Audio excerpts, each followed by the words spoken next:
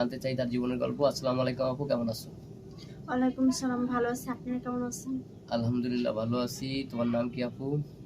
রূপালী। রূপালী। বাড়ি কোথায়? চাপাই। চাপাই না, রাজশাহী চাপাই। হ্যাঁ। আচ্ছা, তোমার পরিবারে কে কে আছে? আমার পরিবারে কেউ নেই, আমি একাই। দাদির কাছে মানুষ হয়েছে, আমার বাবা ছোটবেলা মারা গেছে। ও, দাদির কাছে মানুষ হয়েছে না? হ্যাঁ। তোমার বাবা মা ছোটবেলায় মানুষ মারা গেছে।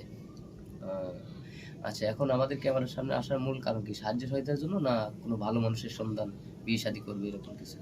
ভালো মানুষের ইয়েদের জন্য তো আসছি, যেন একটা ভালো মানুষ পেলে সংসার করতে পারি সেরকম। না, আমরা তো গরিব, কেউ নেই, আহ, তার জন্য। তো তোমার গ্রামে কোনো ভালো ছেলে নাই? এই এলাকার মেম্বার চেয়ারম্যান দেখে শুনে বিয়ে শাদীর ব্যাপারে কোনো কথাবার্তা হয়নি কখনো?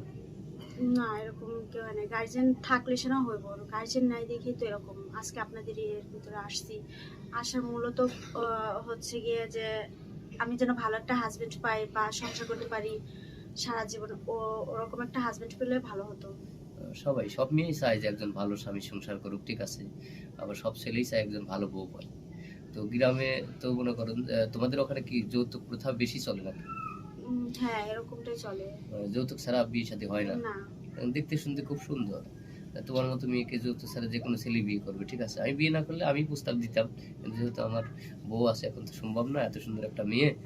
তো যাই হোক, দর্শক বিন্দু আছে, দেখি কোনো ব্যক্তি তোমার জন্য মানে পাওয়া যায় কিনা। আমরা ভিডিওটা পাবলিক করবো, তো তোমাকে অনেকেই চাইবে, তো তোমার পার্সোনাল ফোন নাম্বার দাও। আমি ফোন ইউজ করি না, ফোন খাইতেই পারি না, ফোন কোথেকে কিনবো? তাই নাকি? মানে ফোন, মানে ফোন কেনার টাকা নাই? না।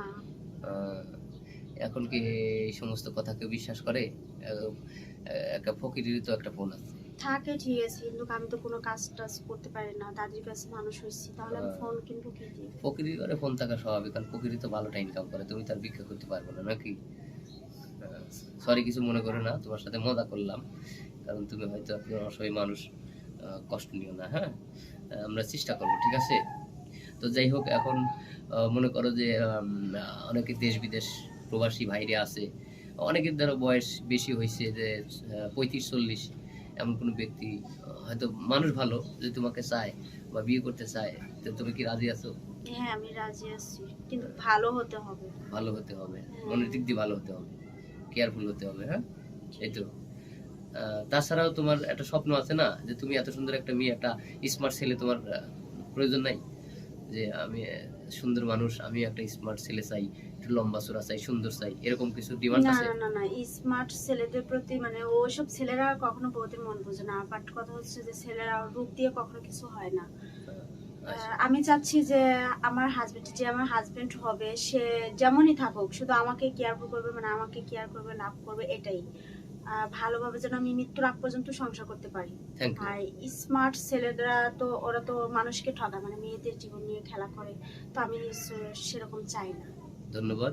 আমরা আর স্কিপ বাড়াবো না। সুপ্রিয় দর্শক, মেয়েটার জীবনের গল্প শুনলেন, সে একজন ভালো মনের মানুষ চায়। আমাদের স্ক্রিনে আমাদের নম্বর দেওয়া থাকবে, মেয়ের কোনো পার্সোনাল ফোন নাম্বার নাই, কেউ অযথা ভিডিও কল দিবেন না।